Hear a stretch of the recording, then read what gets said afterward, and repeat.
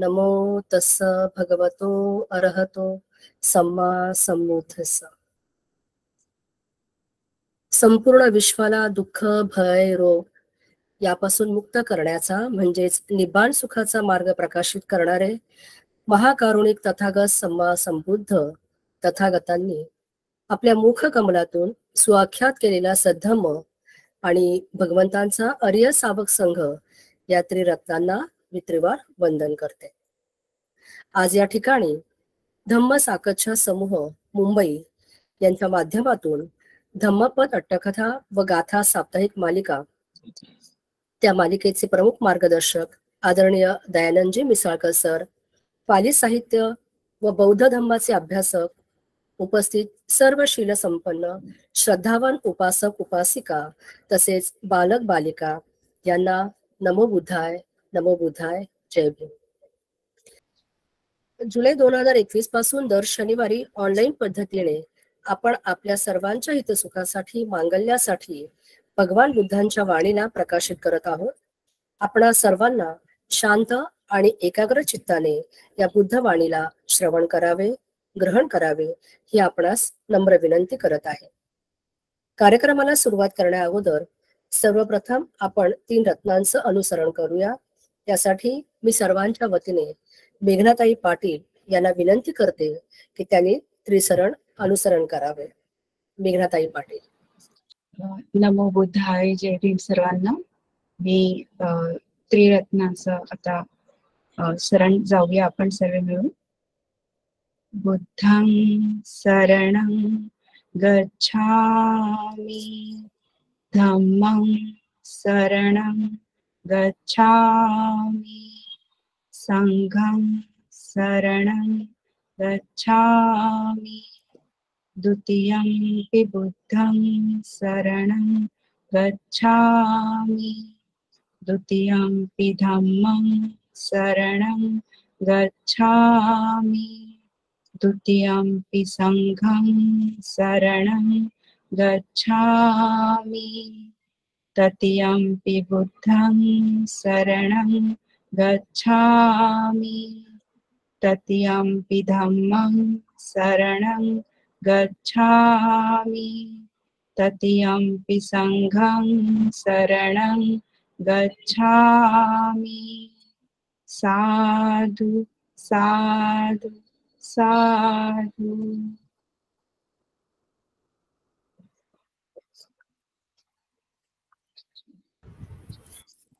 साधू साधू साधू. आज आपल्या धम्मपद अट्टकथेचे 119वे पुस्तक गुंफण्यासाठीचे वक्ते आणि मार्गदर्शक आहेत आदरणीय सिद्धार्थ लभाने सर. सर हे सर्वांच्या परिचयाचे आहेतच, पण मी थोडक्यात त्यांचा परिचय देऊ इच्छिते. सरांनी BE केमिकल इंजिनियर केलेला आहे. पाली भाषेत त्यांनी MA केलेला आहे. पालीमध्ये नेप केलेला आहे. MPSC ची परीक्षा यशस्वीरित्या त्यांची पूर्ण झाली आहे. शिवाय महाराष्ट्र शासनाच्या औद्योगिक सुरक्षा व आरोग्य या संचालनालयात सहसंचालक या पदावर काम केले. 2019 मध्ये सर सेवानिवृत्त झाले. शिवाय ग्रामीण भागातील विहारात कॉम्प्युटर्स त्यांनी पुरवलेले आहेत. विद्यार्थ्यांसाठी स्टेशनरी पुस्तकांची मदत ते नेहमीच करत असतात आणि वेळोवेळी मार्गदर्शनही करत असतात.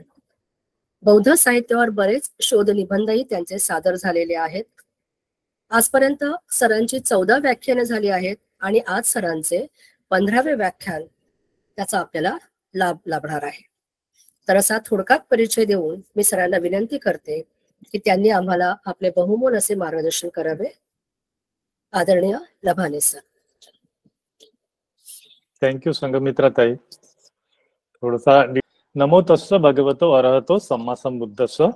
सर्व बुद्ध उपासक उपासिकांना नमो बुद्धाय, जय भीम.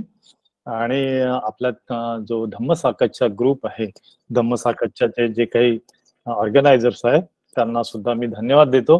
मलाही माहिती नव्हतं की माझं आज 15वे व्याख्यान आहे, but I feel very happy because म्हणजे तुम्ही मला पुन्हा पुन्हा संधी देत आहात.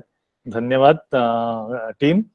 आणि let's welcome. Start Yes. Let's start our today's धम्मसाकच्छा. तर आज आपल्याला 2 अट्टकथा घ्यायच्या आहेत आणि 2 गाथा सुद्धा घ्यायच्या आहेत. तर गाथा क्रमांक 5 म्हणजे जी नागवग्गो मधली आहे ती आहे सानु सामणेर वथू, आणि 6 नंबरची गाथा आहे पावेयक हत्ती वथू. दोन्हीचं रिलेशन आता तुमच्या लक्षात असेल की कसं हत्तीशी कनेक्टेड आहे. जसं की हा नागवग्गो आहे ना, तर नाग इज द हत्ती, हत्तीला नाग म्हणतात, आणि ते कसं रिलेटेड आहे आणि यातून आपल्याला बुद्धाच्या टीचिंग्स काय आहेत आपण बघूया. तर गाथा क्रमांक 326. इदं पुरे चित्तं चारी चारिकं योनिच्छकं यथ कामं यथा सुखं तदज्जहं निग्रहसामि योनिसो हत्तीपभिन्न विय अंकुशगहो. तर काय म्हणतात या गाथेमध्ये बुद्ध, इदं पुरे चित्तमचारी, इदं पुरे, आता हे पूर्वी माझं हे चित्त कसं होतं, आचरण कसं करत होतं, चित्तमचारी चारिकं ये निच्छकं. तर माझी ज्या चित्ताची चारिका कशी होती, मला वाटेल तसं माझ्या इच्छेप्रमाणे, यत्थ कामं, जशी कामना असेल तसं हे चित्त वागायचं, तसे यथा सुखं म्हणजे जसं सुख वाटेल चित्ताला तसं ते वागायचं. पण तदज्जहं तदज्ज अहं, तर याच्यात काय म्हटलंय की निग्रह सामी योनिसो, मी आता मात्र आजपासून निग्रह करणार, चित्ताचा निग्रह करणार. कसा करणार, योनिसो म्हणजे properly, systematically and very very carefully, योनिसो. तर अशा पद्धतीने मी माझ्या चित्ताचा निग्रह करणार. तर त्याला उपमा दिलेली आहे हत्तीपभिन्न विय अंकुशगहो. तर जो हत्ती आहे तो पभिन्न झालेला आहे, तो उन्मत्त झालेला आहे हत्ती, आणि अशा उन्मत्त झालेल्या हत्तीला जो अंकुशगह असतो, जो अंकुशधारी असतो, म्हणजे हत्तीला नियंत्रण करणारा जो माहूत असतो, तो ज्याप्रमाणे अंकुशाच्या सहाय्याने हत्तीवरती नियंत्रण मिळवतो, त्याचप्रमाणे मी आजपासून मात्र माझ्या चित्ताला योग्य प्रकारे नियंत्रणात ठेवणार. अशी ही गाथा क्रमांक 326 आहे. आणि गाथा क्रमांक 327 यामध्ये सुद्धा हत्तीचा आपल्याला उल्लेख दिसून येतो. गाथा अशी आहे, अपमादरता होथ सचित्त मनुरखत दुग्गा उद्धरत आत्तानं पंके सन्नोव कुंजरो. कुंजरो म्हणजे हत्ती. तर काय म्हटलेलं आहे, अपमादरता म्हणजे प्रमादित न राहता होत, म्हणजे तुम्ही काय व्हा, अप्रमादित व्हा. मुद्दा सांगत आहेत. सचित्त, सचित्तम अंग, तंग वरती अनुस्वार आहे, आणि अनुरखत असे 2 शब्द आहेत त्याच्यामध्ये, सचित्त आणि अनुरखत. तर तिथे म येतो संधीमध्ये. तर हे जे चित्त आहे तुम्ही कसं करा, अनुरखत करा, म्हणजे त्याला रक्षण करा योग्य प्रकारे. अनुरखत कसं रक्षण करायचं, त्यांनी परत हत्तीची उपमा दिलेली आहे की जसा की चिखलात रुतलेला हत्ती जसा स्वतःला स्वकष्टाने वर काढतो, तसे स्वतःला कठीण मार्गातून तुम्ही वर नेले पाहिजे. दुग्गा उद्धर आत्तानंद म्हणजे स्वतःचा ज्या दुर्गम मार्गातून, दुर्गम मार्गातून तुम्ही स्वतःचं अत्त म्हणजे स्वतःला बाहेर काढलं पाहिजे. अशी ही गाथा क्रमांक 327 आहे. अतिशय सुंदर गाथा आहेत दोन्ही. आपण हळूहळू पुढे जाऊया. तर पहिली गाथा, जी पहिली अट्टकथा आहे, पहिल्या गाथेला जी रिलेटेड आहे ती आहे साणू सामणेर वथू. तर हा साणू सामणेर जो आहे, साणू नावाचा जो सामणेर आहे, तर त्याचं बघा आपल्याला किती सुंदर वर्णन याच्यामध्ये आपल्याला बघायला मिळतं. तर इदं पुरे ती इमं धम्मदेशना सत्था जेतवने विहरंतो साणू नामं सामणेर आरंभ कथेसी. तर ही जी कथा आहे साणू सामणेरांच्या बाबतीत सुरुवात होते. सो किरण एक किस्सा उपासिकाय एक पुस्तको अहोसी. तर हा जो असतो साणू, हा फक्त आईला एकुलता एक मुलगा असतो. अथ नंग सा दहर कालेव पब्बाजेसी, म्हणजे दहर कालेव, तो लहानपणीच त्याची प्रबज्जा करून देते, त्याची आई प्रबज्जेला परवानगी देते. सो पबज्य काल तो पठ्ठाय शिलवा अहोसी वत संपन्नो. तो जेव्हा तो प्रवजित होतो, जो श्रामणेर बनतो, तो कसा असतो, अत्यंत शीलवान असतो आणि वत्त संपन्नो, इतका म्हणजे डिसिप्लिन्ड असतो. जे काय त्याला डिसिप्लिन सांगितलेलं असतं, व्रत सांगितलेलं असतं, असा तो संपन्नशील श्रामणेर असतो. आचार्य उपाध्याय आगंतुकानं वत कथमेय होती. म्हणजे आचार्यांनी कुठलं काम सांगितलं किंवा उपाध्यायाने, उपाध्याय म्हणजे उपाध्याय, जे काही सिनियर वंते आहेत त्यांनी जे काही सांगितलेलं काम आहे ते सुंदर प्रकारे तो करायचा. मासस्य 8मे दिवसे पातव उठाय उदक माळके उदकं उठ उपट्टा पेत्वा धम्म सवर्ण ग समजित्वा आसन पय्या पेत्वा दीप जालित्वा मधुरस्सरेन धम्म सवर्ण घोषेती. बघा त्याचे किती सुंदर काम दिलेलं आहे या ठिकाणी. त्याचं बघा, तर मासस हे 8मे दिवस आहे, म्हणजे महिन्याच्या 8व्या दिवशी, म्हणजे काय असते, अष्टमी. तर अष्टमीला तो काय करायचा, पातव उठाय, तो सकाळी उठायचा, उदक माळके, पाणी भरायचा भांड्यामध्ये, नंतर धम्म सवर्ण अगं संमजित्वा, पूर्ण जे धम्मश्रवणाचा जो हॉल आहे, जो परिसर आहे, तो काय करायचा, स्वच्छ झाडून घ्यायचा. आसनं पय्या पेत्वा, छान आसन मांडायचा सगळ्यांना मिळण्यासाठी. नंतर दीपक जालेत्वा, सगळीकडे छान दिवे लावायचा, सगळीकडे उजेड होईल याची व्यवस्था करायचा. आणि मग काय करायचा, मधुरस्सेरेन धम्म सवर्ण घोषेती, आणि मग काय करायचा, अत्यंत सुंदर आवाजामध्ये, अत्यंत मधुर आवाजामध्ये तो धम्मश्रवणाची घोषणा करायचा. तर आता म्हणजे जसं की एखादा कार्यक्रम सुरू होत आहे, आता आपल्या ताईंनी कार्यक्रम सुरू होण्यापूर्वी जशी घोषणा केली आणि इंट्रोड्यूस केलं मला, त्या पद्धतीने तो जो श्रामणेर भिक्खू आहे, तर जेव्हा धम्मश्रवणाची वेळ व्हायची आणि सुरुवात व्हायची धम्म देसनेला, त्यावेळेस हा जो श्रामणेर आहे अत्यंत सुंदर प्रकारे ते धम्मश्रवणाची घोषणा करायची. ती त्याची खूप सुंदर स्टाईल होती. तर भिक्खू तसं थांबयत्वा, म्हणजे ते भिक्खू जे इतर आहेत ना, ते त्यांच्या त्या घोषणेच्या ज्या स्टाईलला, त्या पद्धतीला खूप अप्रिशिएट करायचे, त्यांचं म्हणजे कौतुक करायचे. आणि काय म्हणायचे, सरभय्य भण सामनेरा ती अज्जे संती, आणि काय म्हणायचे, सरभय्य भण सामनेरा, आता तू काय कर, घोषणा तर केली आहे, आता तू एक सुरुवातीचं एक पद किंवा एक वर्स किंवा बुद्धाचं वचन गाऊन दाखव सुरुवातीला, ऍज ए इंट्रोडक्शन, धम्म देसनेची सुरुवात म्हणून. तर आता कसं आपण त्रिचरण घेतलं त्या पद्धतीने, तर तो खूप सुंदर प्रकारे करायचा हे काम. तर सो मयंग हृदय रुजती कायो वा बाधती ती किंची पच्चहार अकत्वा धम्मासनं अभिरुजित्वा आकाशंगंग ओतारेंतो विय सरभय्य वत्वा ओतरेंतो. तर तो कधीही म्हणायचा नाही की माझं हृदय दुखतंय किंवा माझी काया, मी थकलेलो आहे. सांगायचं तात्पर्य की तो कधीही म्हणायचा नाही की मी कंटाळलो आहे, की मला नाही करायचं आज काम. तर मोठ्या आनंदाने, मोठ्या श्रद्धेने तो ती धम्माची घोषणा करायचा आणि नंतर बुद्धाचं एक वचन सुंदर रीतीने गाऊन दाखवायचा. आणि नंतर तो अभिरुहित्वा आकाशगंग ओतारेंतो, आणि ते सांगून झाल्यानंतर जेव्हा तो त्या स्टेजवरून, त्या धम्मासनावरून अभिरुहित्वा, खाली येताना जसं काही आकाशगंगा जमिनीवर उतरत आहे त्या पद्धतीने सरभय्य वत्वा, अशा पद्धतीने ते घोषणा होत होती. घोषणा झाल्यावर तो खाली येत होता, तसा भास निर्माण होता. आता बघा किती सौंदर्यपूर्ण वर्णन केलेलं आहे त्या श्रामणेराचं.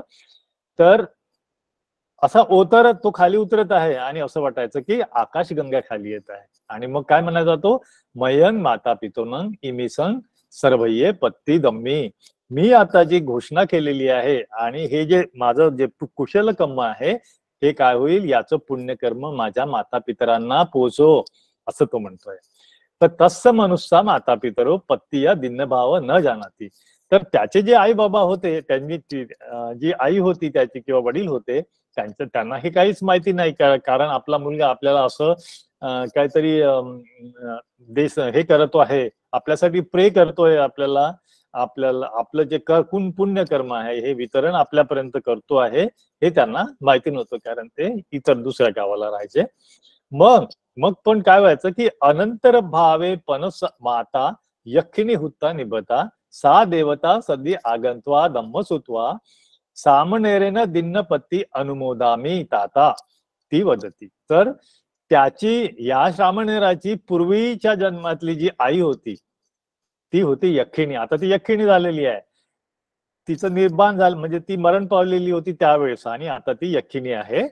आणि ती यक्षिणी काय करायची, सा देवता ही सदी आगंतवा, तो जो श्रामणेर आहे तो श्रामणेर त्या ठिकाणी जे घोषणा करायचं त्या ठिकाणी ती ऐकायला यायची पूर्ण देवता सहित.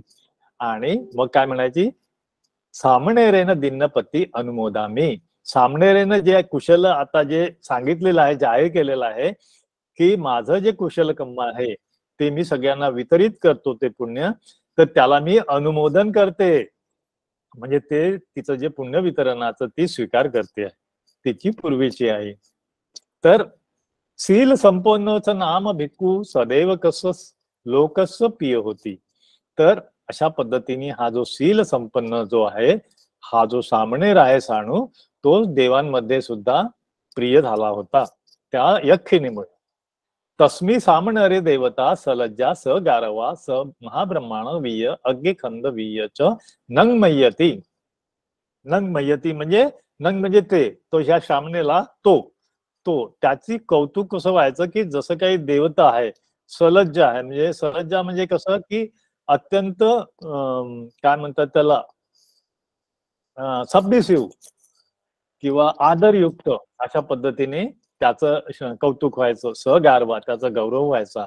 जसं की महाब्रह्मांचं किंवा अत्यंत शुद्ध अग्नी जो आहे, अग्नी ज्याची पूजा करतात अग्नीची, असा शुद्ध अग्नी याचा जसा आदर केला जातो तशा पद्धतीचा आदर या सामणेरांचा सगळे लोक करायचे आणि त्या देवता सुद्धा करायचा. तर असं हे सुंदर वर्णन या ठिकाणी आपल्याला बघायला मिळते. सामणेरन गारवेन तच्च यक्षिणी गरुकं कत्वा पसंती. तर तिला अत्यंत अभिमान व्हायचा की माझा मुलगा हा जो सामणेर आहे तो किती म्हणजे किती उच्च दर्जाचं त्याचं जे घोषणा आहे किंवा त्यांचं जे प्रेझेंटेशन आहे इतकं उच्च आहे की जे सगळेजण त्याचं कौतुक करत आहेत. तर यामध्ये ती खूप आनंदून जायची. ता धम्म सवणं यक्ष समान यक्ष समागमा आदिसु. मग काय व्हायचं की हे सगळे यक्षाच्या सोबत आलेले सगळे जे देवदेवता आहेत ते जे धम्मश्रवण करायचे तर ते काय म्हणायचे त्या यक्षिणीला, सानुमाता सानुमाता. मग तिला ती प्रसिद्ध होते की ही सानुमाता म्हणून. ती यक्षिणिया अग्गासनं अग्गोतकं अग्गपिंडं देईन. मग तिला काय करतात ते सगळे देवदेवता अग्रासन देतात, म्हणजे पहिलं आसन तिला, अग्गोतक पाणी सुद्धा तिला आधी मिळालं पाहिजे आणि अग्गपिंड देती, पिंडपात जो आहे भोजन सुद्धा तिला आधीच मिळायचं. इतका तिला सन्मान मिळायचा या सानुमुळे, सामणेरांमुळे. तर महासेक्कापी यक्खा तंग दिसवा मग्गा ओक्क म्हणती आसना उट्टंती. बघा म्हणजे महासेक्का यक्खा म्हणजे मोठा जो त्यांचा जो प्रमुख यक्ष होता तो सुद्धा तिला बघून काय करायचा, तिला मार्ग द्यायचा, मग्गा ओक्क म्हणती, आणि आसनावरून उठून उभारायचा. इतका तिचा सन्मान त्या सामणेरांमुळे वाढला होता. मग पुढे काय होतं बघा. अथको सामणेरो उड्डी मनवाय परिपक्केंद्रियो आणि भिरतिया पिळतो. मग काय होतं की तो हळूहळू मोठा होतो श्रामणेर आणि मग उड्ड मनवाय, मग तो काय होतो तरुण होतो, वयात येतो, परिपक्व होतात त्याचे इंद्रिय आणि मग मात्र अनभिरतिया पिळतो. मग त्याला या धम्माच्या मार्गावर चालण्याचा डिसइंटरेस्ट निर्माण होतो, अनभिरत होतो तो, डिसइंटरेस्टेड होतो. अनभिरती विनोदेंतू असक्कंतो. आता हा जो त्यांचा अनभिरतपणा आहे, डिसइंटरेस्ट आहे, विनोदोंतू म्हणजे याला काढून टाकून पुन्हा तो इंटरेस्ट डेव्हलप करण्याचा जो प्रयत्न करतो त्याच्यामध्ये तो यशस्वी होत नाही.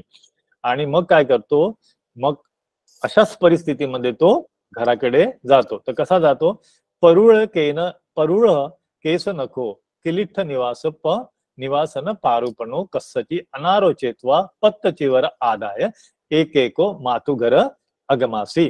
म्हणजे जसं की केस नको, त्याचे केस आणि नख वाढलेले, किलीठ निवास पारूपण म्हणजे सगळे कपडे मळलेले आणि मग काही पत्तचीवर कसं तरी घेतलेलं म्हणजे पात्र आणि चिवर आणि एकटाच तो एक व मातू घर अगमासी तो आपल्या घरी येतो. आता तो तरुण झालेला आहे पण तो त्याला त्याचा इंटरेस्ट कमी झाल्यामुळे तो घरी आलेला आहे. मग काय होतं की त्याची आई बघा काय म्हणते, उपासिका पुत्तंग दिसवा वंदित्वा आहा, ती उपासिका जी आहे त्याची आई त्याला वंदन करते मुलगा असून आणि काय म्हणते की तातंग त्वंग पुब्बे आचारी उपाध्यायी वा दहर सामणरेही वा सद्दी इच्छा गच्छसी कस्मा एक एक आगतोसी, तू असा कसा एकटाच आलेला आहेस, तुझे आचार्य उपाध्याय काय दिसत नाही आणि दहर सामणेर म्हणजे तुझ्यासोबतचे जे छोटे सामणेर कुठे आहेत ते आणि ते तुझ्यासोबत असायला पाहिजे होते, ते काही दिसत नाहीये, तू एकटा कसा काय आलास. त्यावेळेस तो काय म्हणतो, सो उत्कंठित भाव आरोग्यशी, मग तो आईला सांगतो की माझं असं असं झालेलं आहे, मला आता त्या धम्म मार्गावर प्रॅक्टिस करण्याचा इंटरेस्ट माझा आई कमी झालेला आहे. सा उपासिका नान प्रकारेन घरावासे आदिनव दस्यत्वा पुत्तंग ओवादमानापी सय्यापेतू असकुंती. बघा तर ती आई आहे ना त्याला सांगते की काय सांगते आहे की आदिनव दस्यत्व जे डोमेस्टिक लाईफ आहे, जे घरात जे गृहस्थ जीवन आहे हे किती त्रासदायक असतं, किती त्याला कष्ट करावे लागतात, ते सगळं सांगते. तरी सुद्धा सय्यापेतू असकुंती, तो त्याला काही फरक पडत नाही, त्याला ती समजवू शकत नाही.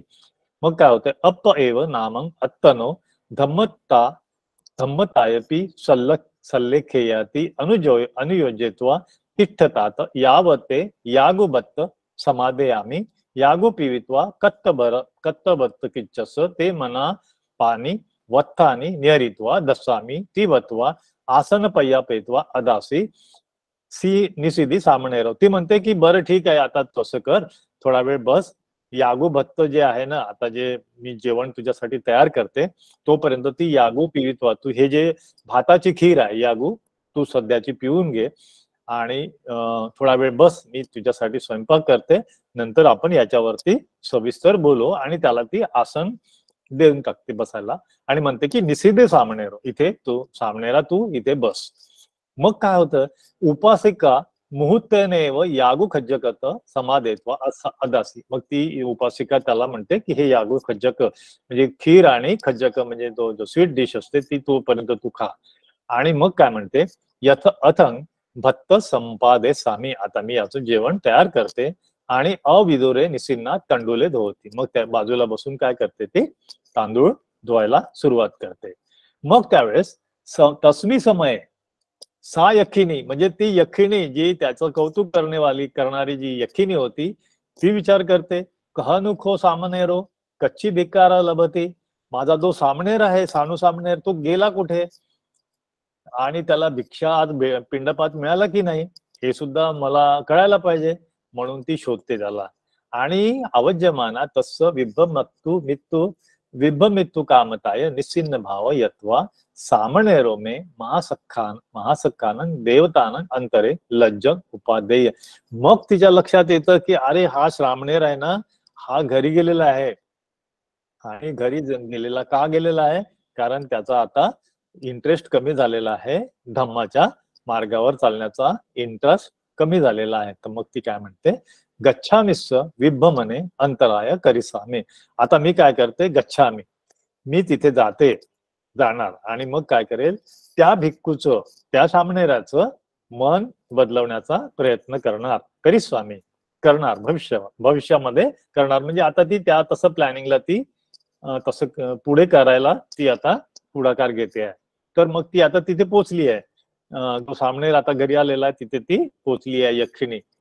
मग काय करते ती, तस्स शरीरे अधिमुचित्वा गीव परिवर्तित्वा खेळेन पग्गरेन भूमीय निपती, मग तिच्या तो जो सामणेर बसलेला असतो त्या सामणेरच्या चित्तावरती ती नियंत्रण करते आणि नियंत्रण करण्यानंतर मग त्या नियंत्रणामुळे त्या मुलगा तो साणू आहे त्याचं गीव परिवर्तित्व, त्याची जीभ बाहेर येते आणि खेळेन पग्गर येतं, त्याच्या तोंडातून लाळ बाहेर पडते आणि तो जमिनीवरती लोळतो. आता त्या चित्ताच्या त्या नियंत्रणामुळे त्या चक्किनीच्या प्रभावामुळे तो तसं करत आहे. मग उपासिका पुत्तसतं विपकारं दिसवा वेगेन गंत्वा पुत्तं अलिंगेत्वा उरुस निपज्जापेसी. उरुस म्हणजे स्वतःच्या उराला धरून घेते की या मुलाला माझ्या काय झालेलं आहे. विपकारं दिसवा, त्याला हे असा विचित्र प्रकार दिसतो तिला, आणि मग ती पोटाशी धरते सामनेराला. आणि मग सकल गामवासीनो आगंत्वा बलिकम्म आदिनी करिसू. मग ते गावातले लोक वगैरे आहे तर ते बलिकम्म किंवा आता हे काहीतरी विचित्र झालेलं आहे म्हणून ते वेगवेगळे त्या काळात जे काही प्रचलित होते तसे कम्म करण्याचा ते प्रयत्न करीत असतात. आणि मग ती उपासिका काय म्हणते, उपासिका पण परिदेवमाना इम्मा गाथा आभासी. परिदेवमाना म्हणजे मी ती रडते आहे की आता माझ्या मुलाला काय झालं, आणि अशी रडत रडत ती ही गाथा म्हणते. काय गाथा म्हणते, चतुर्दशी पंचदशी याच पक्खस अठ्ठमी पाटिहारीय पक्खंच अठ्ठंग सुसमागतं उपोसत उपवसंती ब्रह्मचर्यं चरितये न तेही यक्खा किळंती इति मे अर्हंत सुतं. काय म्हणते की चतुर्दशीला किंवा चतुर्दशी म्हणजे अमावस्या, पंचदशी म्हणजे पौर्णिमा, आणि पक्कस अष्टमी आणि 2 अष्टमी, या सगळ्या चारही दिवशी म्हणजे चारही अष्टमीला 2 अष्टमी आणि 1 पौर्णिमा आणि 1 अमावस्या या चारही दिवशी हा जो सामणेर आहे किंवा हा जो माझा मुलगा आहे हा काय करतो, पूर्णपणे उपोषित करतो, ब्रह्मचर्याचं आचरण करतो. आणि असा आचरण करणाऱ्या व्यक्तीस अरंतांचं म्हणणं काय अशा बाबतीत की या ठिकाणी कुठलीही यक्खा किंवा यक्षिणी त्याच्यावरती प्रभाव पाडू शकत नाही. पण साध आणि अज्जपस्सामी, पण मी तर हे काहीतरी वेगळंच बघत आहे. ती यक्खा किळंती सानूना, हा जो यक्ष आहे, ही जी यक्षिणी आहे, हे माझ्या मुलावरती प्रभाव टाकत आहे. मग ती जी यक्षिणी आहे जी प्रभाव टाकणारी उपासिका, तो जो सामनेर ठेर आहे त्याच्यामध्येच आहे ती, आणि ती आता बोलते आहे उपासिकाय वचनं सुतवा. त्या आईचं म्हणणं ऐकून काय म्हणते, चतुर्दशी पंचदशी याच पक्खस अठ्ठमी, पुन्हा तेच वाक्य ती रिपीट करते. आणि ती म्हणते की मला एकदम मान्य आहे आई तुझं म्हणणं की जे हे 4 दिवस जो उपोषित करतो, ब्रह्मचर्याचं पालन करतो, त्या ठिकाणी यक्खा किळंती हे शक्य नाही, यक्षाचं त्यावरती कुठलाही प्रभाव पडत नाही. पण पुन्हा ती पुढे काय म्हणते की हा प्रभाव मी का टाकत आहे त्याच्यावरती, त्यामधलं ते कारण सांगते. ते कारण म्हणजे सानू प्रबुद्ध वज्जासी यक्खानं वचनं इदं. हा जो सानू आहे तो काय करत आहे, बुद्धाचे जो मार्ग आहे वज्जासी, तो बुद्धाचा मार्ग त्यांनी सोडून दिलेला आहे. त्यामुळे मी इथे आलेली आहे त्याला गाईड करण्यासाठी किंवा त्याला प्रोत्साहित करण्यासाठी. एक त्याचा म्हणजे हितचिंतक म्हणून आलेली आहे. तर कारण तो काय करतो आहे, सचेच पाप कम करिससी करोसी वा न ते दुःख प्रमुत्ताती उपचापी पलायतो. तर ती काय म्हणते की हा जर तो या धम्म मार्गावरून इकडे तो पलायन करतो आहे तर तो काय करतोय, एक प्रकारचं पापकर्म करतो आहे, आणि तो पुन्हा ह्या गृहस्थ जीवनामधलं दुःख भोगण्यासाठी तो परत या दुःख याच्यामध्ये तो परत प्रवेश करत आहे.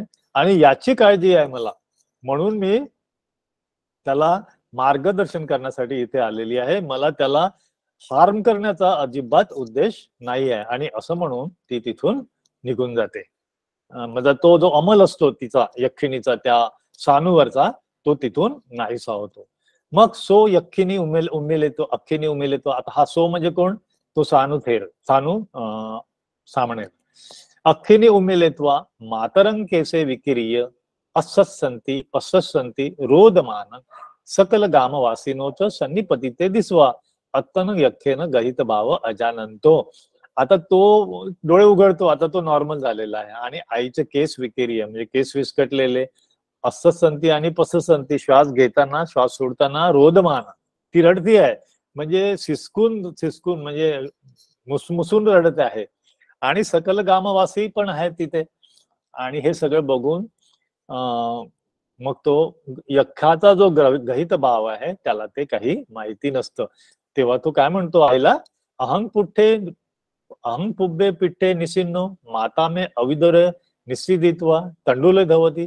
मी बसलेलो होतो आणि तू आई तू तर तांदूळ तांदूळ धुत होती. इदानी मनम मी भूमी निपन्नो, आता मी जमिनीवर कसा काय झोपलेलो आहे. किनोको एतन, हे काय घडलेलं आहे. तेव्हा मग काय म्हणते, पुढे आईला तो काय म्हणतो, असं काहीच घडलेलं नाहीये, तर मग तू का रडतेस. मतंग वा अमंग रोदंती यो वा जीवंग न दिसती जीवंत अमंग पස්සंती कस्मा मग अमंग रोदती. आई तू कशाला रडतेस.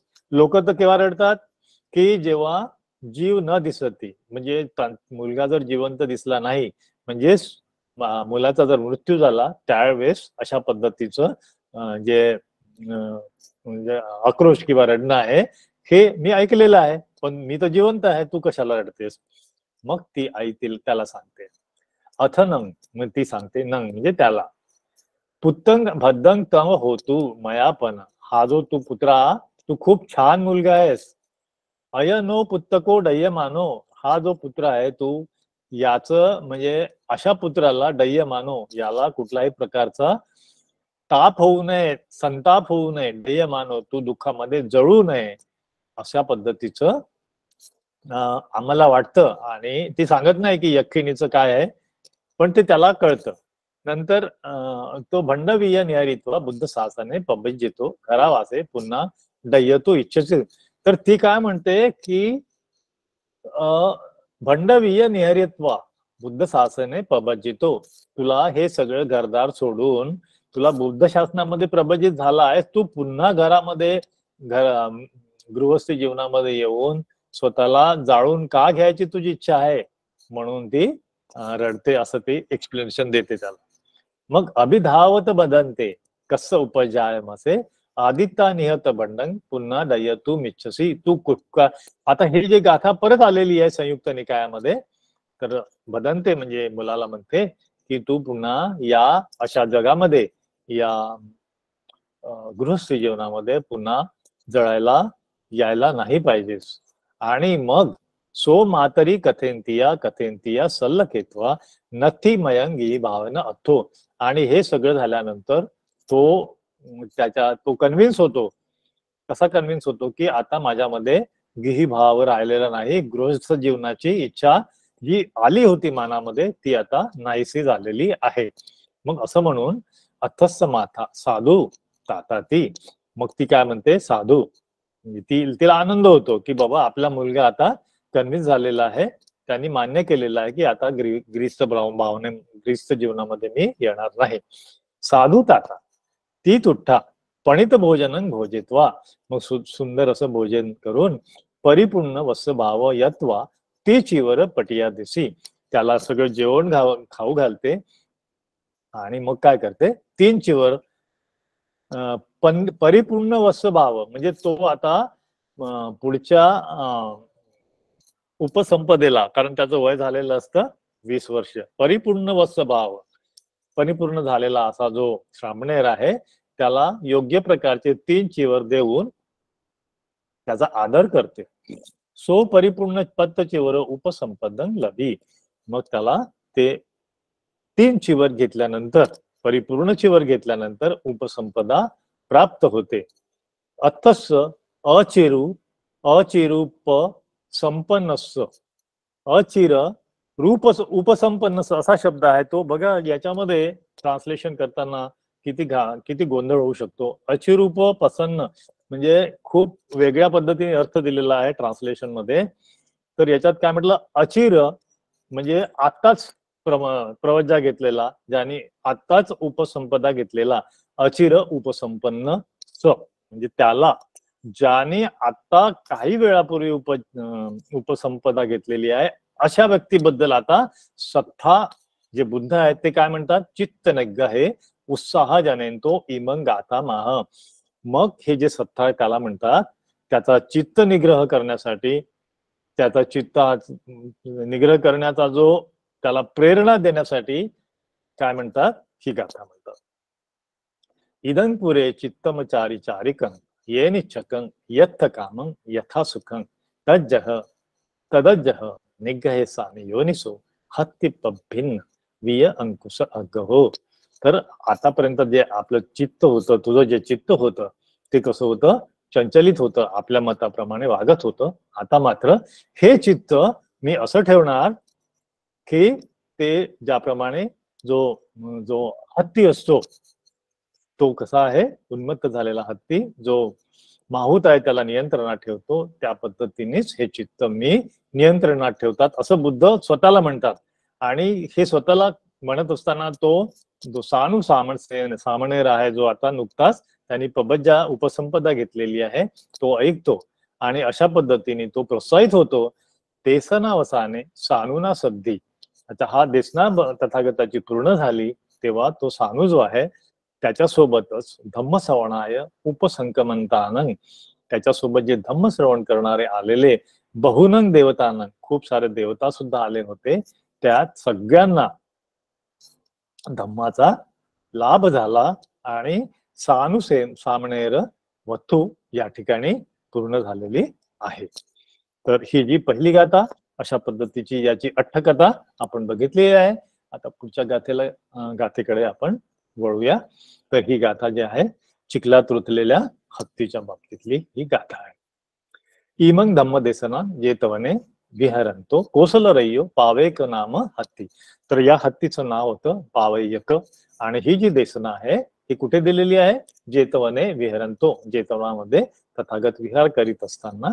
तर जे जेतवन आहे ते कुठे आहे, कोशल नगरामध्ये आहे, कोशल राज्यामध्ये आहे. तर सोकिर हत्ती तरुण काले महाबलो हुतवा. तो तरुण काले जो जो जो हत्ती आहे, जो तारुण्यामध्ये कसा होता, महाबली होता, म्हणजे अगदी बलवान होता. अपरेन समयेन जरावात वेग जरावाते वेग गब्बा वे जरावात वे गब्बाहतो हुत्वा एक महंतं सरंग ओरुय कलले लगित्वा उत्तरिंतु नासक्की. तर काय होतं की काही कालानंतर तो काय होतो की म्हातारा होतो आणि या म्हातारपणामुळे तो वीक होतो आणि वीक म्हणजे अशक्त होतो आणि कलले नगित्वा म्हणजे चिखलामध्ये जाऊन उतरलेला असतो तो आणि उत्तरिंतो म्हणजे तिथून बाहेर पडण्यासाठी तो धडपडत असतो, पण त्या चिखलातून तो बाहेर पडू शकत नाही. तर मग काय होतं, महाजनो तंग दिसवा. महाजन म्हणजे बाकी लोक बघत होते की अरे हा हत्ती रक्तून पडलेला आहे, एवढा बलवान हत्ती होता आणि आता मात्र तो किती तो हे झालेला आहे, लाचार झालेला आहे, त्याला बाहेर पडता येत नाहीये. तर हे बघून तो काय म्हणतात, एव रूपोपी नाम हत्ती इमंग दुर्बल भाव पत्तो. आता याच्यामध्ये हा काय आहे, दुर्बल भाव आलेला आहे, तो दुर्बळ स्वतःला समजत आहे, त्यामुळे तो होत नाहीये, तिथून चिखलातून बाहेर पडणं त्याला शक्य होत नाहीये, असं तो असे ते लोक चर्चा करत असतात. कथं समुट्टापेसी अशी चर्चा करत असतात. राजा तंग पबत्तिंग सुतवा. आता राजापर्यंत ही गोष्ट जाते आणि ही गोष्ट ऐकल्यानंतर तो काय म्हणतो, हत्ता आश्चर्य आणापेसी. आता काय करा लोकांना, तुम्ही तो आज्ञा देतो सैनिकांना की हत्ता आचार्य म्हणजे हत्तीचा आचार्य जो टीचर असतो, माहूत असतो, आणापेसी म्हणजे त्याला बोलवून आणा. गच्छ आचार्य तंग हत्ती कललतो उद्धारही. मग तो त्या हत्ती आचार्याला तो बोलावून घेतो आणि त्याला काय म्हणतो, गच्छ, अरे त्या ठिकाणी हत्ती चिखलामध्ये रुतलेला आहे, त्याला तू बाहेर काढलं पाहिजे. तर मग तो जो हत्तीचार्य ज्या ठिकाणी तो चिखलात रुतलेला हत्ती असतो तिथे जातो आणि मग काय करतो, सो गंतवा तस्मी ठाणे संगाम शिष्य दसेत्वा संगाम भेरी आकोटापेशी. तो काय करतो की संगाम शिष्य म्हणजे संग्रामामध्ये जो आवेश असतो तो दाखवतो त्याला, त्या हत्तीला त्याच्या भाषेमध्ये त्याला आवाज देतो आणि संग्राम भेरी म्हणजे भेरी म्हणजे एक वाद्य, तर जे संग्रामामध्ये वाजवलं जातं, जसं की रणदोंदुबी नावाचं एक वाद्य असतं की ज्यावेळेस युद्ध सुरू होतं म्हणजे पूर्वीच्या काळात, तर त्यावेळेस ती रणदुंदुबी वाजवली जायची. तसेच ढोल वाजवायला जायचे, तर ते संग्राम ढोल किंवा संग्राम भेली त्यांनी वाजवली आणि काय केलं की तो संग्रामाचा जो आवेशपूर्ण आवाज त्यांनी काढला आणि ते ऐकून काय झालं, मानजातिक हत्ती, हा जो हत्ती होता ना तो कसा होता, स्वाभिमानी होता, मान जातिक होता. वेगेनुठ्ठाय थले पतिट्टई, मोठ्या वेगाने त्या चिखलातून बाहेर पडला आणि भिक्कुम तं कारणं दिसवा सथू आरजिस. मग हे सगळं तथागतांकडे ही सगळी घटना पोचते. आणि पोचल्यानंतर आता भिक्कूंना बुद्ध काय सांगतात, सत्था तेन भिक्कवे, बघा भिक्कूंनो, हत्तीना पकती पंक दुग्गतो आत्ता उद्धटो. म्हणजे हा जो हत्ती आहे ना, तो पकती पंकतो, पकती म्हणजे प्राकृतिक किंवा नॅचरल चिखलामध्ये जो आहे ना, तो त्या चिखलामध्ये अडकलेला आहे, अशा पद्धतीच्या दुर्गतीत आहे, दुग्गतो, आणि आत्ता उद्धटो. मात्र त्याने काय केलेलं आहे, स्वतः तिथून बाहेर पडलेला आहे. कशामुळे बाहेर पडलेला आहे तो, की त्याचा जो हत्तीचा जो टीचर होता, त्याने जे संग्राम भेरी वाजवली, त्याला जे प्रोत्साहित केलं, त्यामुळे तो उठून उभा झालेला आहे. तुम्ही पण केलेस दुग्गे पखंदा, तुम्ही सुद्धा हा जो तुमचा जो क्लेश आहे, या क्लेश दुर्गती, या क्लेशाच्या दुर्गतीमधून तुम्हीच असे आवेशातून बाहेर पडा. तस्मा योनिसो पदहित्वा तुम्हेपि ततो आत्तानं उद्धरता. योनिसो म्हणजे तसंच तुम्ही अत्यंत कुशलतेने, अत्यंत योग्य प्रकारे पदहित्वा, तुम्ही त्याचा फॉलो करून, धम्म फॉलो करून, तुम्हेही ततो अध्यानं, त्या क्लेश दुर्गतातून बाहेर पडा, असं सांगून बुद्ध ही दुसरी गाथा म्हणतात. अपमाद रता होत, म्हणजे तुम्ही कसे व्हा, अप्रमादित मध्ये रत व्हा, म्हणजे प्रमादित होऊ नका. सचित्त अनुरक्षत, हे जे चित्त आहे याचं योग्य प्रकारे रक्षण करा. दुग्गा उद्धरत्थान, आता बघितलं त्याप्रमाणे की या दुर्गतीमधून एकदम तुम्ही कुशलतेने बाहेर पडा, ज्याप्रमाणे पंके सन्नो व कुंजरो, कुंजरो म्हणजे हत्ती, चिखलातून ज्याप्रमाणे हत्ती बाहेर पडतो, त्याप्रमाणे तुम्ही या दुर्गतीतून बाहेर पडलं पाहिजे, असं बुद्ध या गाथेमध्ये सांगत आहेत. देसना अवसाने ते भिक्खू अर्हंते पतिट्ट हिंसू. म्हणजे बुद्धांनी फक्त एवढीच गाथा ह्या हत्तीचं उदाहरणावरती फक्त एवढंच सांगितलेलं आहे की कसं तुम्ही या क्लेशातून बाहेर पडलं पाहिजे. तर एवढ्याशा गाथेने खूप सारे भिक्खू अर्हंत पदाला पोहोचलेत. आणि या ठिकाणी ही पावेयक हत्ती ही गाथा, ही अट्टकथा या ठिकाणी संपलेली आहे.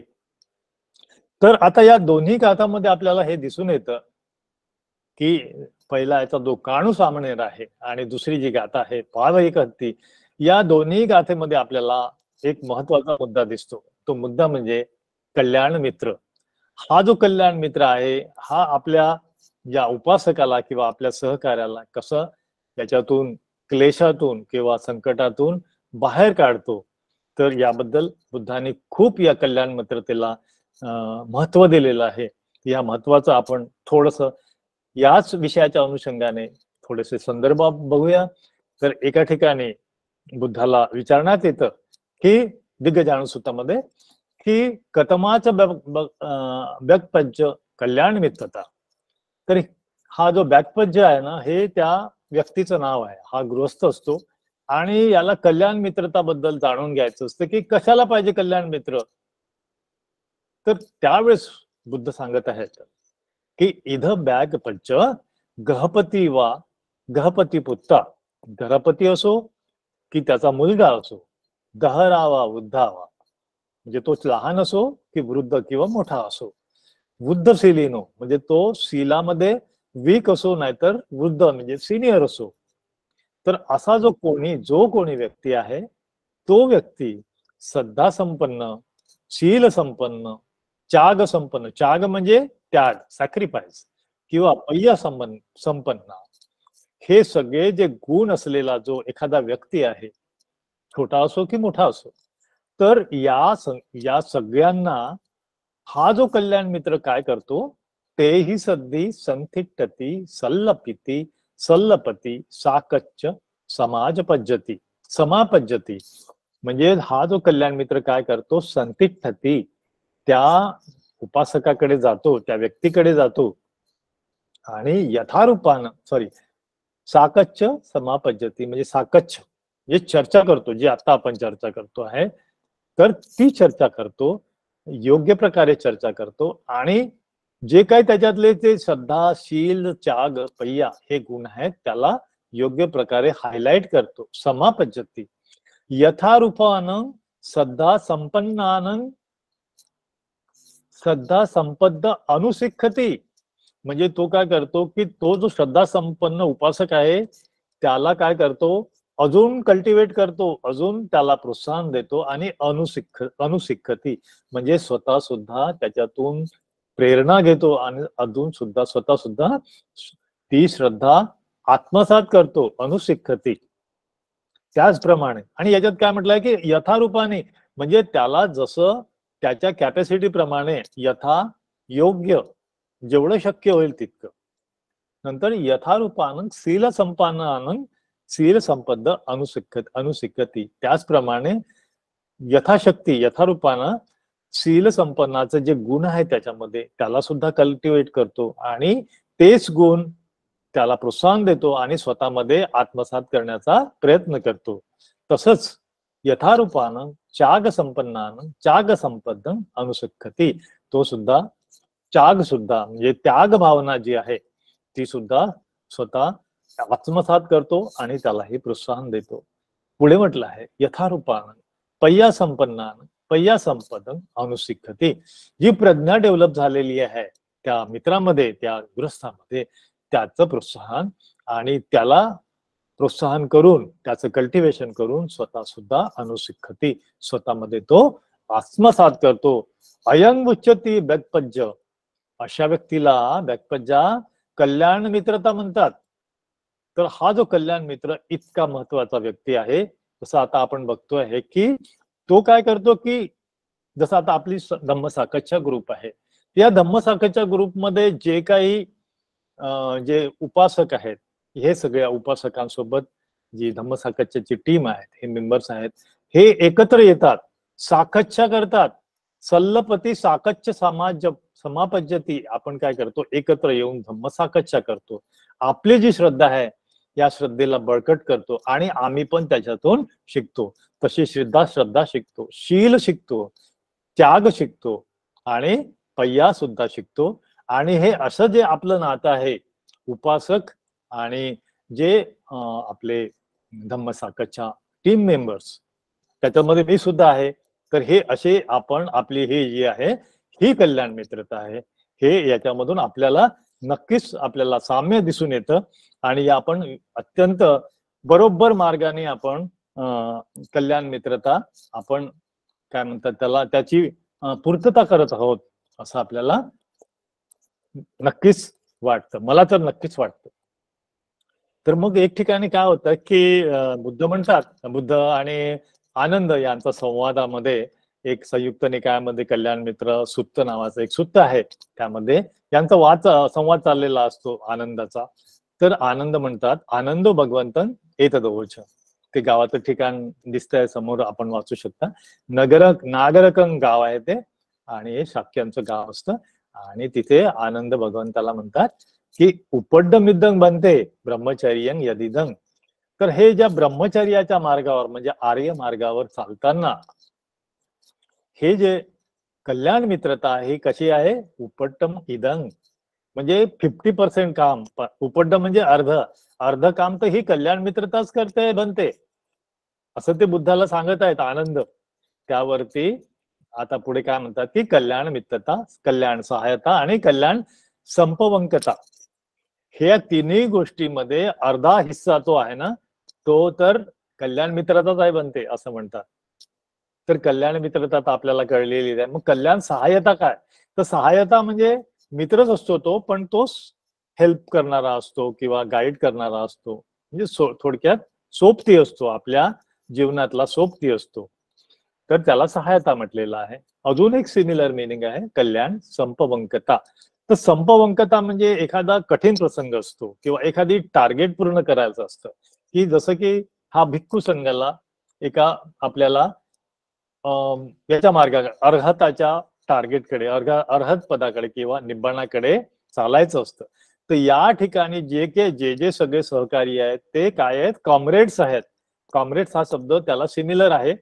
तर हे कॉम्रेड्स म्हणजे जे एकाच ध्येयाने प्रेरित झालेले, ते काय करतात, एकमेकाला प्रोत्साहन देतात. जे मागच्या त्याच्यामध्ये आपण स्लाइड मध्ये जे बघितलेलं आहे ते सगळेच शील, समाधी, त्याग हे सगळे त्याचं प्रोत्साहन देणारे जे कल्याण संपवंकत आहेत, यांचा अर्धा सहभाग तर ह्याचाच असतो असं बुद्धाला आनंद म्हणते आहेत.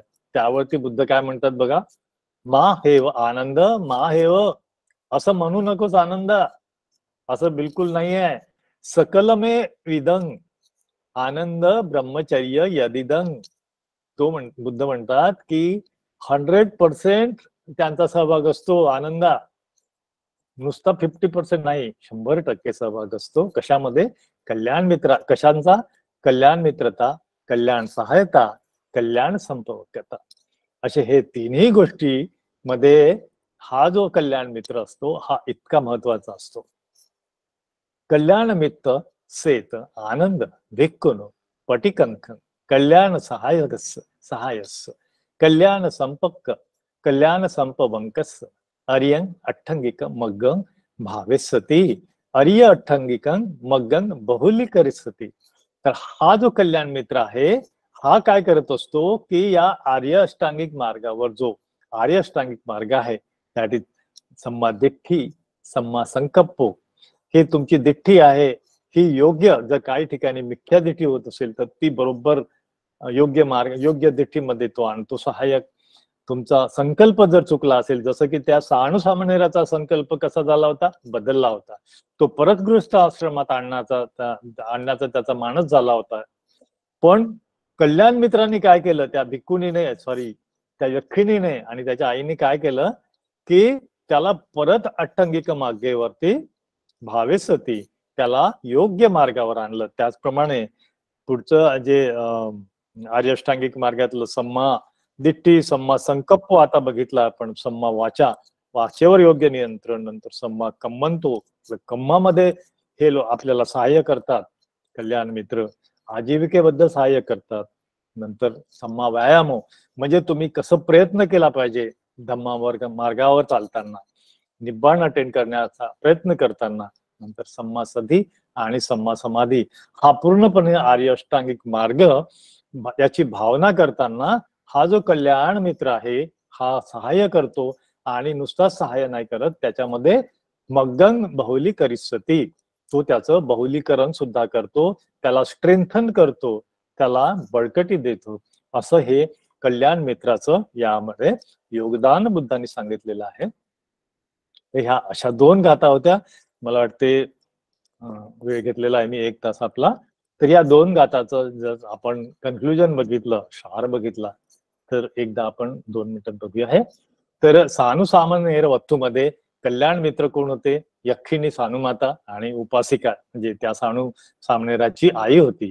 यांनी कशा पद्धतीने त्याला परत धम्म मार्गावर आणलं हे आपण बघितलं. आणि बुद्धांची शिकवण बघितली की चित्त निग्रह साने योनिसो, योग्य प्रकारे चित्ताचं निग्रह केला पाहिजे, त्याला योग्य मार्गावर आणलं पाहिजे. ज्याप्रमाणे अंकुश धारण करणारा जो माहूत आहे तो हत्तीला, जो उन्मत्त हत्तीला वळणावर आणतो, नियंत्रित करतो, त्याप्रमाणे तुम्ही तसं चित्ताला सुद्धा नियंत्रित केलं पाहिजे. हे पहिल्या गाथेमध्ये, पहिल्या अट्टकथेत बघितलेलं आहे. आणि दुसऱ्यामध्ये पावेयक हत्ती वत्थू. तर ही जी आहे यामध्ये हा जो हत्ता आचार्य जो असतो, हत्तीचा आचार्य जो असतो, माहूत असतो, तो सुद्धा त्या हत्तीला प्रोत्साहन देऊन कसा बाहेर काढतो, अशा पद्धतीने सिमिलरली दुग्गा उदरतानं पंके सन्नव कुंजरो, तर ह्या दुर्गतीतून बाहेर काढण्याचा तुम्ही प्रयत्न केला पाहिजे. जसं की सन्नव कुंजरो, जो चिखलात रुतलेला हत्ती आहे तो बाहेर पडण्याचा पूर्णपणे शक्तीनिशी बाहेर पडतो. अशा पद्धतीच्या 2 गाथांचा बुद्धांचा संदेश आपण या ठिकाणी बघितला आहे. तर बुद्ध त्यासाठीच म्हणतात की हा जो कल्याण मित्र आहे हा शोधायचा कसा, तर त्यासाठी मंगल सूत्रामध्ये आपल्याला दिलेले बुद्धांची जे शिकवण आहे ते आपण इथे बघू शकतो. असेवनाच बालानं पंडितानंच सेवना पूजाच पूजनीयानं एतं मंगलं उत्तमं. तर आपण नेहमी पंडिताची साथ का केली पाहिजे, जेणेकरून आपल्याला त्यातूनच कल्याण मित्र नक्कीच मिळेल, ही आशा व्यक्त करतो. आणि या ठिकाणी माझी मी धम्मसाकच्छा पूर्ण करतो. आपण मला शांतपणे ऐकून घेतलात त्याबद्दल आपले धन्यवाद. आपला आभारी आहे. तसंच धम्मसाकच्छा ग्रुपचा सुद्धा मी अत्यंत आभारी आहे. भवतु शब्द मंगल. साधू साधू साधू. धन्यवाद सर. खूप सुंदररित्या गाथा आणि तिच्या अट्टकथावर तुम्ही प्रकाश टाकलाय. पहिली जी गाथा जी सांगितली त्यामध्ये आपल्या मानवी जीवनामध्ये आपण आपल्या चित्ताला कशा प्रकारे नियंत्रित करावं आणि त्याचबरोबर जे जे आपल्या मानवी जीवनात कठीण प्रसंग येतात त्यातून आपण मार्ग कसा काढावा. शिवाय नंतर सरांच्या संदेशामध्ये आपल्याला आढळलं की कल्याण मित्र हा कसा असावा, कल्याण मित्राचं योगदान आपल्या जीवनात कशा प्रकारचं आहे, कल्याण मित्र हा आपल्या जीवनात किती महत्वाचा आहे. खरोखर सर खूप सुंदररित्या आणि सहज समजेल अशा सोप्या भाषेमध्ये आपण या अट्टकथा आम्हाला समजावून सांगितल्या. खूप खूप साधुवाद. सर्व उपासक उपासिकांना एक नम्र विनंती आहे, जर या अट्टकथेवरच अनुसरून कुणाच्या शंका असतील, कुणाला काही प्रश्न विचारायचे असतील तर ते त्यांनी जरूर विचारावेत. आता हा मंच आपल्या प्रश्न उत्तरासाठी खुला केलेला आहे. हा, जय भीम. नमोबुद्धाय सर. हा, जय भीम सर. फार धन्यवाद सर. हे क्लेश संदिग्ध पखंदा म्हणजे जे आहे ते राग लोभ द्वेषच आहे ना, ते करेक्ट. दूर. हो हो. आणि जे बुद्धांचं जे आता जे परिनिब्बाण असं त्याच्यामध्ये क्लेश परिनिब्बाण आणि स्कंध परिनिब्बाण आणि धातू परिनिब्बाण असे 3 आहेत ना. परिनिब्बाण सर तुमचा परिनिब्बाण हा येतोय का सर आवाज? हा, मध्ये मध्ये कट होतोय आवाज पण आलेला आहे. तर परिनिब्बाण म्हणजे सगळ्याच जे क्लेशाचं पूर्णपणे एक्सटिंग्विश. तुम्ही बरोबर सांगितलंय. क्लेश म्हणजे बुद्धांचं जे आहे ते अजून धातू परिनिब्बाण नाही झालंय ना. धातू तर आहेत ना, म्हणजे क्लेश आणि स्कंद परिनिब्बाण झालेलं. करेक्ट. धातू परिनिब्बाण बद्दल मी नाही सांगू शकणार, पण बुद्धांचं जे ज्या इम्प्युरिटीज होतात की जे परिनिब्बाण म्हणजे the final extinguish of the all तुमच्या ज्या काय म्हणतात क्लेश जे आहे त्यांचं पूर्णपणे नष्ट होणं याला परिनिब्बाण म्हटलेलं आहे. आपल्याला म्हणायचं आहे की ज्या धातू आहेत, बुद्धांच्या धातू आहेत, याबद्दल आपलं म्हणणं आहे असं वाटतं मला.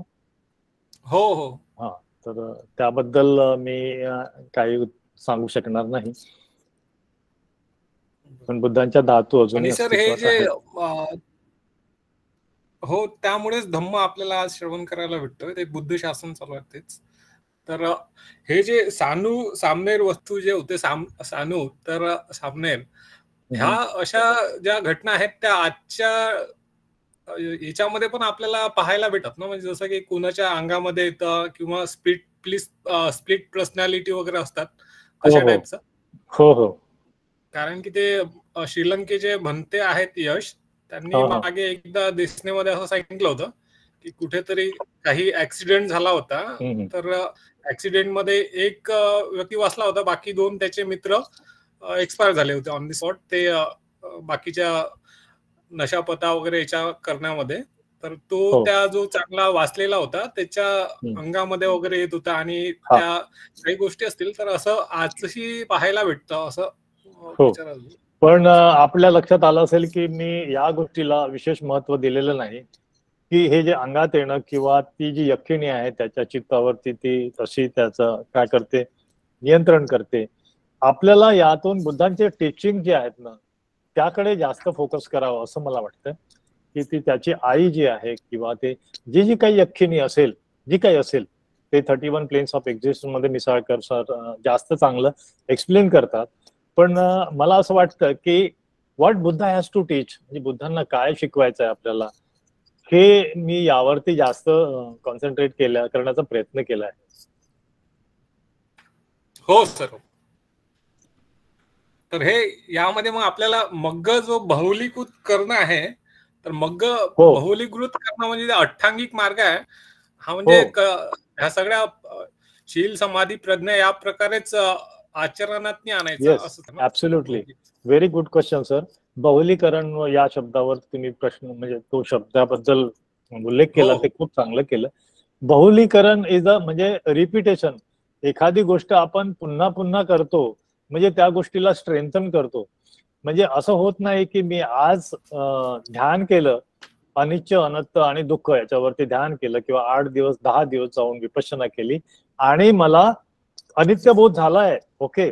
आणि मला कळलं आहे की दुःखाचं कारण ही काय आहे, तृष्णा आहे. पण ही तृष्णा कशी आहे, पूर्णभाविका आहे. पुन्हा पुन्हा उत्पन्न होणारी, पुन्हा पूर्ण भाविका पुन्हा पुन्हा उत्पन्न होते. त्यामुळे त्याला टेन्शन करायसाठी तुम्हाला तुमच्या ज्या मार्गाचं जे तुम्ही जे प्रॅक्टिस करता त्याचं बहुलीकरण, त्याचं रिपिटेशन करत करत राहणं आवश्यक असतं. दॅट इज बहुलीकरण. म्हणजे असं आम्ही मार्गावर चाललो आणि काम झालं असं होत नाही. तुम्हाला मार्गावरती चालत राहावं लागतं. हो सर, बरोबर. कारण की तृष्णा ही अत्र तत्र वंदनीय आहे, तर एक्झॅक्टली करते. बिलकुल. आणि ते बहुलीकृत करणं गरजेचंच आहे. करेक्ट. आणि त्या गोष्टी आहेत. बरोबर. आणि काही पण बुद्ध आणि धम्मामध्ये काही केंद्रीय भूका पण सांगितल्यात ना, म्हणजे त्या ज्या गोष्टी आवश्यक आहेत तेवढ्या फक्त करणं आणि बाकी मार्गावर राहणं हे फार महत्वाचं असं मला वाटतं. Absolutely correct. बरोबर. Thank you sir. फार साधुवाद. Thank you sir. प्रमिला मॅम, तुमचा प्रश्न आहे का? जय भीम. नमो बुद्ध सर.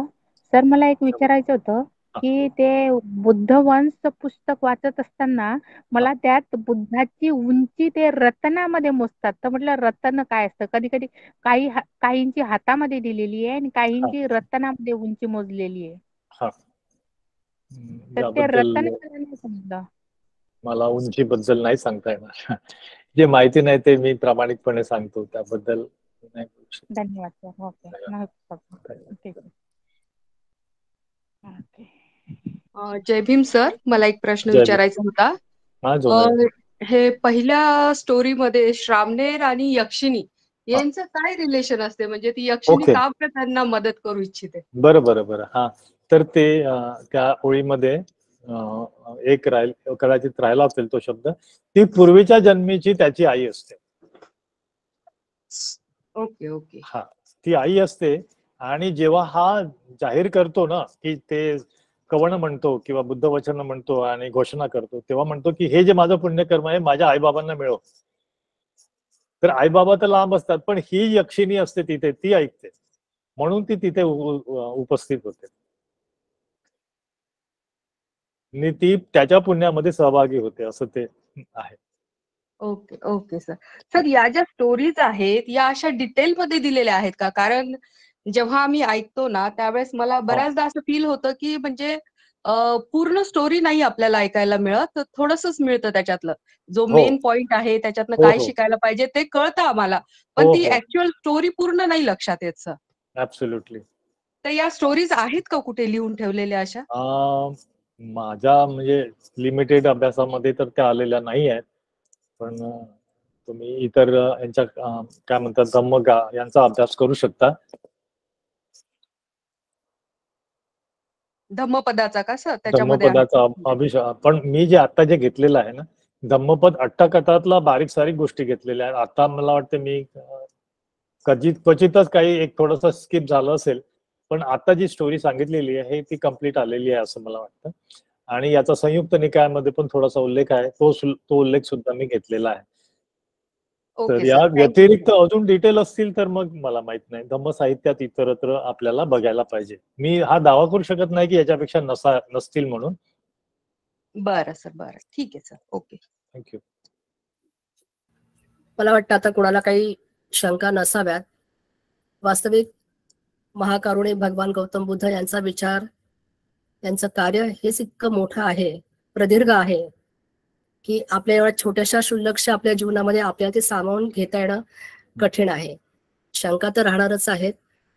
जसजसं आपण हे पुढे पुढे जाऊ तसतसं त्या शंकांचं निरसन आदरणीय लभाने सर करतीलच. खूप खूप साधुवाद लभाने सर, आपण केलेल्या मार्गदर्शनामुळे मी आपली आभारी आहे. यानंतर आपले प्रमुख मार्गदर्शक आहेत आदरणीय दयानंदजी मिसाळकर सर. मी यांना विनंती करते की त्यांनी आम्हास मार्गदर्शन करावे. आदरणीय मिसाळकर सर.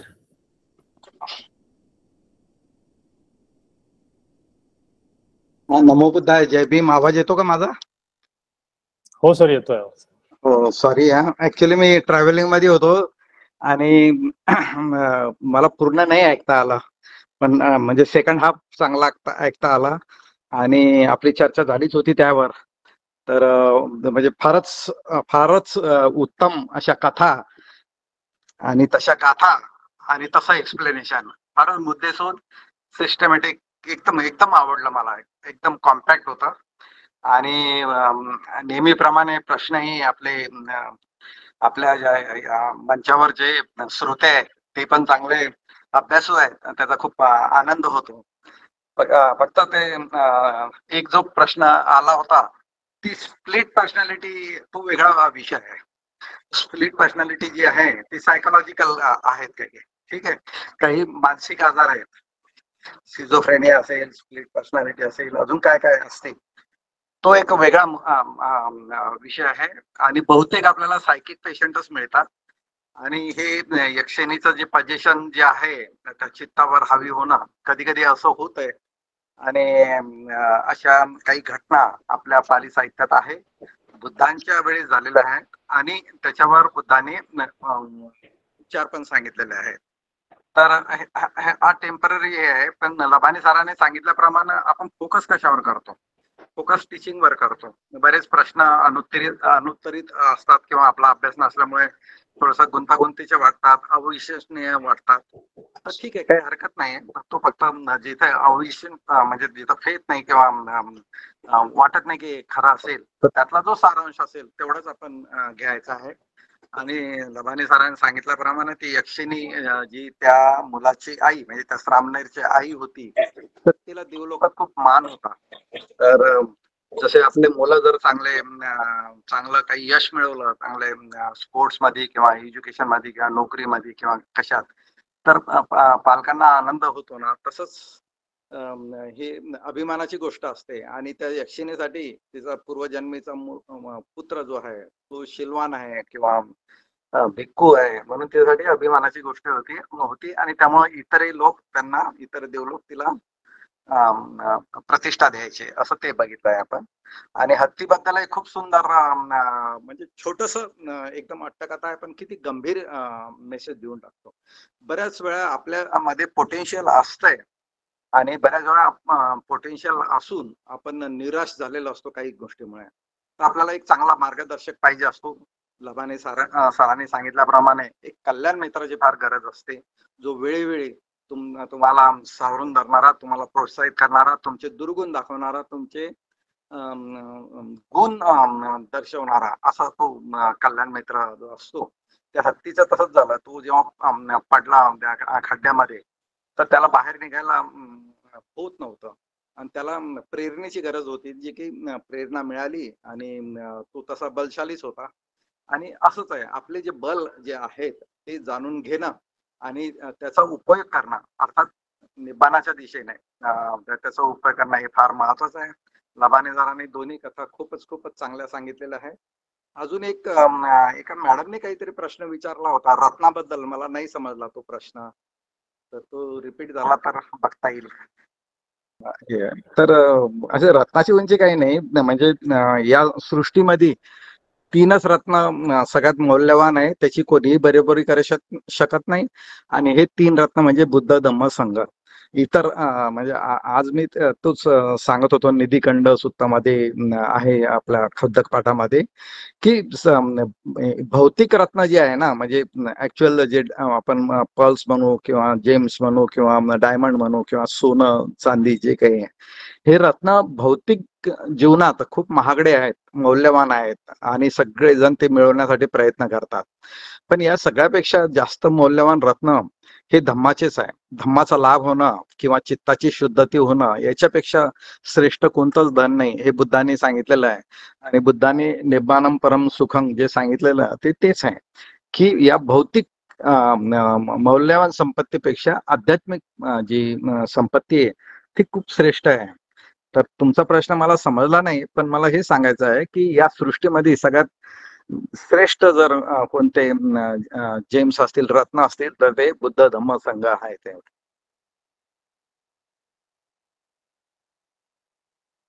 धन्यवाद सर, लबाने सर. खूप खूप म्हणजे खूप ऐकायला चांगलं वाटत होतं. म्हणजे असं संपावं असं वाटत नव्हतं. तर खूप लवकर संपलं ते, पण काही हरकत नाही. अजून कोणाचे प्रश्न असतील तर आपण बघू, नाहीतर मी थांबतोय. मला नमो बुद्धाय जय भीम. मला वाटते त्यांचा हा प्रश्न होता की भगवान बुद्धाची उंची हाताने मोजतात आणि रत्नाने मोजतात असं होता. ते मला पण त्याबद्दल काही असं सांगता येणार नाही. उंची हाताने मोजणं आणि रत्नाने मोजणं आपण ते. हॅलो. हॅलो. हा सर, ते वाचवून दाखवू का? एक गाथा आहे, त्या गाथेमधले ते मला काही कळलं नाही म्हणून विचारत होते. हा, थांबा एक एक एक मिनिट, वाचून दाखवते. कोणत्या पुस्तकातली आहे ती गाथा? म्हणजे कोणत्या बुद्धवंश मधून आहे ते. काय मला वाटतं ते सविता कांबळेंचं बुक आहे ते वाटतं, बुद्धवंश करून आहे. अच्छा. तर एक मिनिट थांबा, मी दाखवते ते कुठे गेलेलं. हा, पय्या सरतनो अस्सी उच्चतेने नसोजिनो सब्बा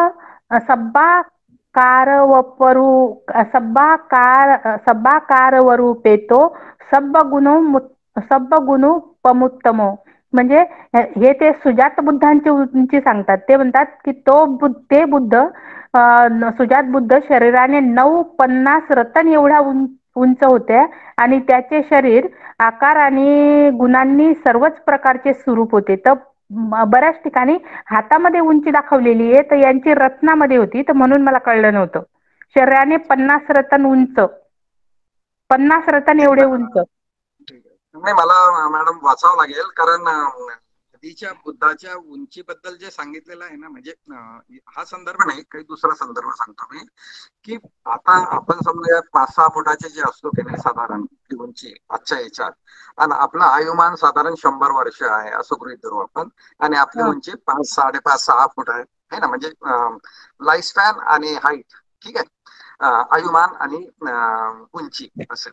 तर पूर्वीच्या काही बुद्धांचा असा उल्लेख आहे की ते खूप उंच होते, म्हणजे कित्येक हात उंच होते, आणि त्यांचं आयुमान पण काही लाख वर्षामध्ये होतं. म्हणजे आता जसं 100 वर्ष सिद्धार्थ गौतम बुद्धांचं आयुमान 100 वर्षाचं होतं असं गृहीत धरू. म्हणजे 100 वर्षाचा लाईफ स्पॅन असताना ते 80 वर्ष जगले. तो नंतरचा प्रश्न आहे, पण एक साधारण. पण आधीचे बुद्धांची उंची खूप जास्त होती आणि त्यांचं लाईफ स्पॅनही जास्त होतं. त्या संदर्भात हे आहे का, मला जरा बघावं लागेल. हा, कारण ते 28 बुद्धांचं प्रत्येकाचं वेगवेगळं वर्णन दिलेलं आहे, आणि त्याच्यामध्ये काहींची हातामध्ये उंची आहे. तर हे जे आपले सुजात बुद्ध करून आहेत ना, किंवा 2-3 बुद्ध येतात त्यांचे असे, ते त्यांची उंची रतनमध्ये एवढी मोजल्या जाते. शरीराने 50 रतन एवढे उंच होते असं असं, किंवा 80 रतन असे 2-4 जणांची आलेली असं म्हणून. नाही, ते बघावं लागेल, कारण ते पोएटिक असेल किंवा सिम्बॉलिक असेल किंवा सिमिली म्हणून उपमा म्हणून असेल, ते एकदा बघावं लागेल. पण त्या दृष्टीने मी बघितले नाही ते. ठीक आहे, धन्यवाद. पण याच्यावर तुम्ही चांगला प्रश्न विचारला, म्हणजे त्या निमित्तानं त्याची अजून अभ्यास करायला एक विषय मिळतो. त्याबद्दल आम्ही म्हणजे सगळेच, लबाने सर, मी आणि आमचा धम्मसाखरचा ग्रुप आपले आभारी आहे. आणि काय बुद्धांची, जसे नारद बुद्ध आहेत, त्यांचा म्हणजे एवढा प्रकाश निघत होता शरीरातून की एक एजंटपर्यंत त्यांचा प्रकाश असायचा. आता दिवस असो की रात्र असो, त्या एरियामध्ये कुणीच दिवा लावत नव्हते. असे त्यांचे सुंदर वर्णन वाचायला मिळतात, सुंदर वर्णन वाचायला मिळतात प्रत्येकाचे. बरोबर आहे. नाही, आपले बुद्ध पण जे आहे, गौतम बुद्ध पण आपल्या शरीरातून अशा काही रश्मी, अशी काही किरण सोडायच्या, असे अनेक उल्लेख आहेत. आपल्या डोळ्याचे भोवळे जे आहे ना त्यातून आयब्रो मधूनही ते आपले खूप किरण सोडायचे आणि समोरच्याला इन्फ्लुएन्स करायला, म्हणजे ते पण इझीने ते सगळं करू शकत होते. अनेक संदर्भ असे आहेत. आणि म्हणून त्या पाली भाषा जी आहे ना खूप अशी गोड आहे, अलंकारिक आहे, उपमा आहे आणि खूप मस्त शब्द आहेत. खूप खूप म्हणजे म्हणून सगळ्यांना पाली शिका म्हणतो तेच आहे. आणि आपला धम्मसाखाच्या मध्ये पाली कोटेशन दाखवण्याचा उद्देश तोच होता की पाली भाषा बघा, पाली भाषा बघा, पाली भाषा समजा. तर हा आनंद तुम्ही घेताय तर खूपच छान आहे, चांगली गोष्ट आहे. आपल्या ह्याच्यामुळेच फार मदत होते सर वाचायला. प्रत्येक आपली जवळजवळ 20-21 पासून मी आपलं ते ऐकतेच आहे ना धम्मपदांचं हे अट्टकथा आणि गाथा. तर त्यामुळे असं काय आता बोलायलाच होत नाही की एवढं सगळं वाचायला मन लागतं, समजतं. आणि आपल्या ज्या अट्टकथा होऊन गेलेल्या आहेत ना त्याच्यावरून संदर्भ आपल्याला आपोआप समजायला येतात प्रत्येक वेळेस. म्हणजे ते यांनी हे सांगितलं होतं, ती स्टोरी विषयी जातक कथाविषयी आठवतं आणि बरीचशी मदत होते यांची समजायला. एवढी मदत होते की काही विचारू नका आपल्या ह्याची धम्मपद आणि अष्टकथांची. वाचायला गेले की फार फार फार आभारी आहे सर्वांचे, सगळ्याच टीमचे फार फार आभारी आहे. Thank you madam. धन्यवाद सर. थँक्यू. गो हेड. हा सर, मला तुम्हाला असं विचारायचं आहे की हे धम्मपद आणि अट्टकथा यांच्या बाबत असं मराठीमध्ये असं कुठं पुस्तक उपलब्ध आहे का? हा, पुस्तकं आहेत उपलब्ध, पण इतकी विस्तृत माहिती नाही आहे. जसं एक बापटांचं पुस्तक आहे, नंतर बापटांचं मराठीमध्ये आहे, आणि एक कांबळे आहेत, बहुतेक कांबळेंचं आडनाव नाही माहिती, कांबळेंचं पूर्ण नाव नाही माहिती, पण पुस्तक अवेलेबल आहे. पण त्याच्यात बरीचशी काटछाट केलेली आहे. अच्छा. डीएल कांबळे म्हणून आहेत. Diehl Kamble, yes yes, thank you. Diehl Kamble. आणि बापटांचं कुठं पुस्तक भेटेल? बापटांचं आहे अवेलेबल मार्केटमध्ये, पण त्याच्यामध्ये तर तुम्हाला 2 ओळीमध्ये अख्खी अट्टकथा, म्हणजे जी अट्टकथा पालीमध्ये 4 पेजेसची किंवा 3 पेजेसची असेल तर त्यांच्याकडे 2 ओळीमध्ये त्याचं काहीतरी एक सारांश लाईन लिहिलेली असते. तुम्ही जे सांगितलं, जे स्पष्टीकरण केले किंवा त्याचा मतितार्थ आणि मराठी मधलं जे रूपांतरित सांगितलं, तसं ते कुठे भेटेल आम्हाला? मला पाहिजे. ओके, मराठीत तर नाही आहे सर तसं. एक प्रयत्न आमचा सुरू आहे. धम्मविनय मोनेस्ट्री खडकवासला पुणे यांच्या माध्यमातून एक धम्मपद आणि धम्मपदाच्या अट्टकथा ज्या पालीमध्ये आहेत जशाच्या तशा विथ मराठी ट्रान्सलेशन आणि त्याचे डिटेल एक्सप्लेनेशन याचा प्रोजेक्ट आम्ही सुरू केलेला आहे. त्यामध्ये मी एक त्याच्यामध्ये पार्टिसिपंट आहे ट्रान्सलेशन मध्ये.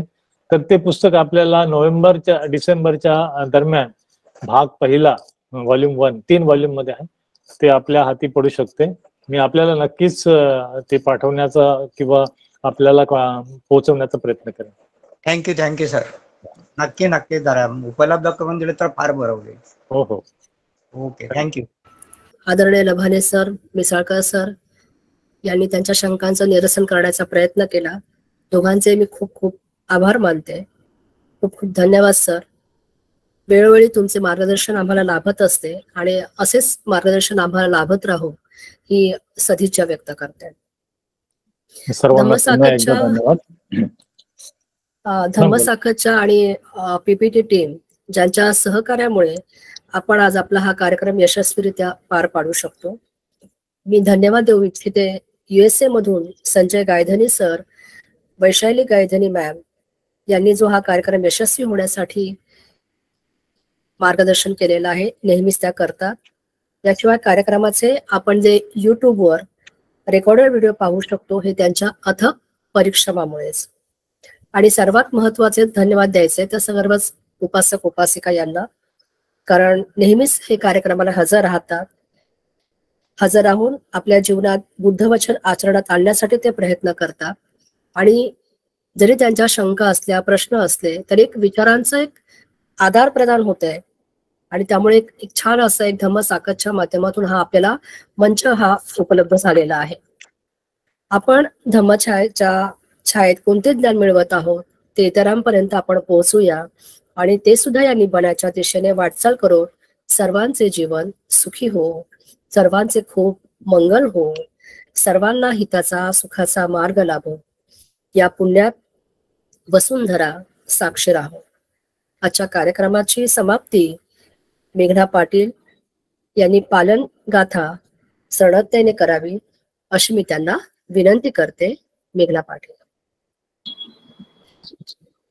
सब पाप सकरणं कुशल उपसंपदा सचित्त परियोदपणम् एतं बुद्धान शासनं धम्मं चरे सुचरितं नतं दुर्चरितं चरे धम्मचारी सुखं सेति अस्मिन् लोके परं च न तावता धम्मधरो यावता बहुभासति यो च अपम्पि सुत्वानं धम्मं कायेन पश्यति सवे धम्मधरो होति यो धम्मं न पमज्जति.